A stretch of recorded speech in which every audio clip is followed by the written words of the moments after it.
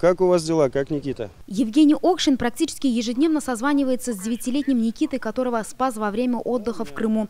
Все случилось на берегу моря. Евгений услышал крики о помощи. Когда добежал до пляжа, ребенок уже не дышал, лицо и губы посинели. Это была клиническая смерть, говорит Евгений. Ребенок был особенным, страдает эпилепсией. Папа вытащил ребенка, начался ажиотаж, крики врача. Мы подбежали, начали оказывать сначала с супругой. Потом переложили сначала его на удобный шезлонг, в тенек, грубо говоря, чтобы удобно было оказывать медицинскую помощь. Ребенок купался в маске, я еще раз повторюсь, у него эпилепсия, произошла рвота, аспирация содержимого дыхательной пути.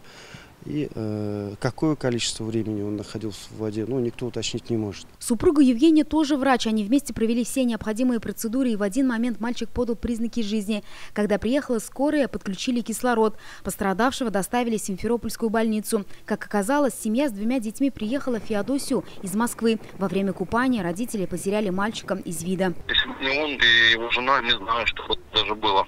Большое ему еще раз спасибо. Он все сделал быстро, грамотно. Наверное, минут 10, чуть больше. Вот они делали искусственное дыхание, массаж сердца, получается, запускали. Все нормально получилось.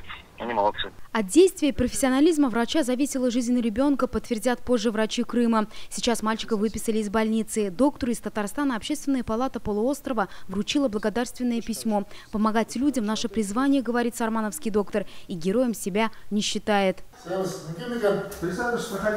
Он хирург с 20-летним стажем, всю жизнь проработал в Алтае. Сейчас переехал в Татарстан. Выбрать профессию помогла ситуация, в которой он оказался много лет назад.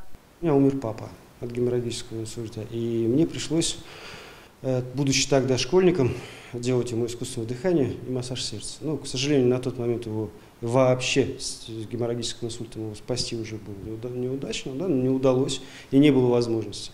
И вот с того момента я четко решил, что буду врачом. С тех пор он спас десятки жизней. Абсолютно никакого удивления или шока нам не было. Было только чувство гордости того, что этот человек, работая с нами, он остается доктором во всех ситуациях.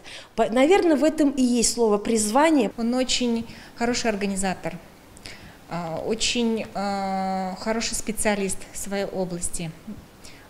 Не только в своей области, он вообще разносторонний. С какой проблемой к нему не подойдешь, всегда пытается разрешить данную ситуацию. Эта история учит нас быть ответственными к своим детям, особенно во время отдыха, утверждает врач, у которого растут 4 сыновей. Я бы хотел, чтобы все родители, которые уезжают на отдых в этот момент, которые едут с детьми особенно, понимали, что чувство ответственности возрастает несколько раз. Когда окажется в Москве, Евгений Окшин планирует навестить мальчика.